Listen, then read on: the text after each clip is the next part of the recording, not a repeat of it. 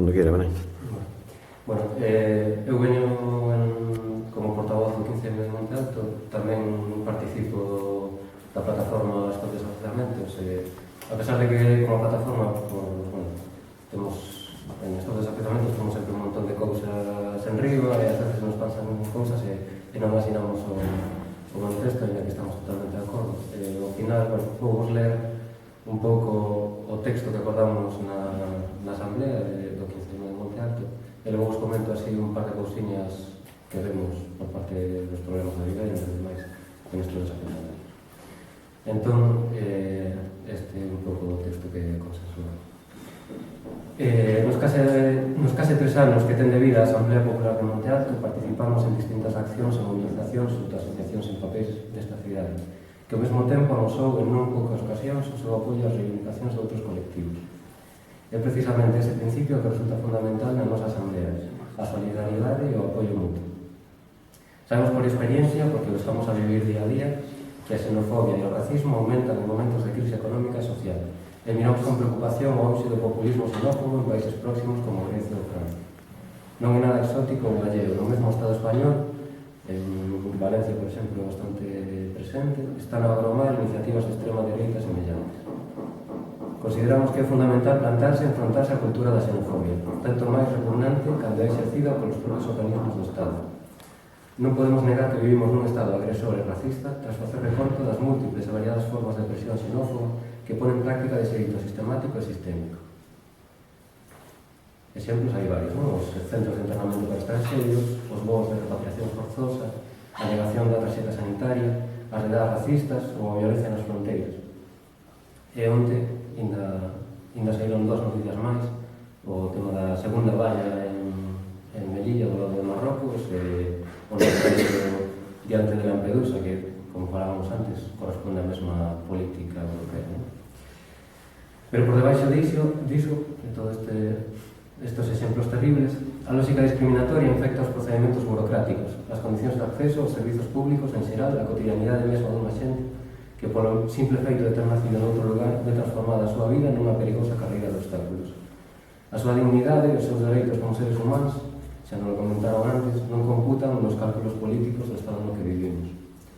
Dende a Asamblea Popular de Monte Alto reivindicamos a solidariedade fronte ao odio, a forza colectiva fronte aos abusos de poder e o apoio mutuo fronte a precariedade vital. Por isto queremos amosar o noso total apoio á campaña sobre os dereitos migrantes en grave perigo para traballar conjuntamente por un mundo máis xusto.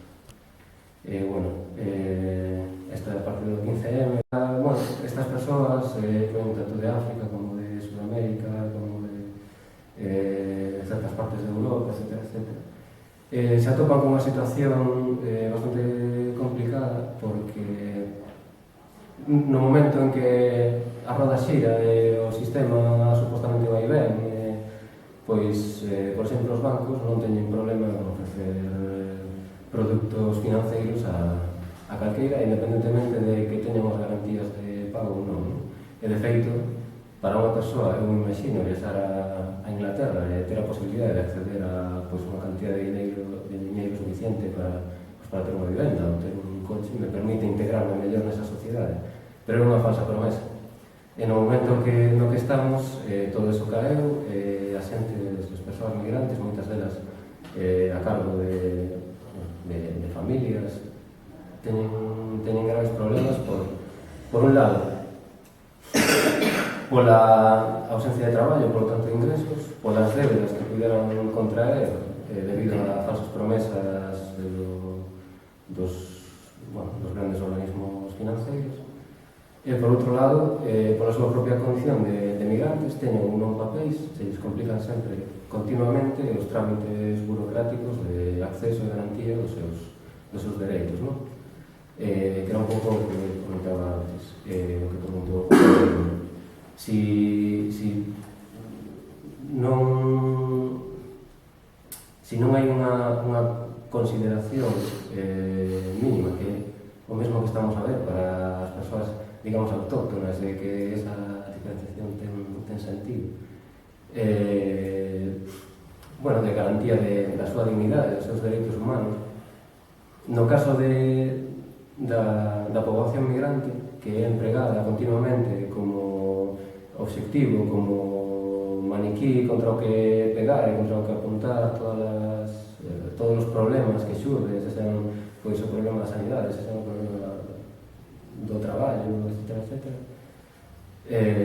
Todo isto que xenera é, por parte das propias institucións, unha competencia entre as persoas máis ou menos excluídas polos escasos servicios e dereitos sociais que se ofrecen e que moitas veces ni sequera se dan, e incentivando así un racismo a nivel popular que resulta bastante perigoso. Por todo isto, pensamos que é importantísimo campañas como esta e para nos un orgullo participar desta.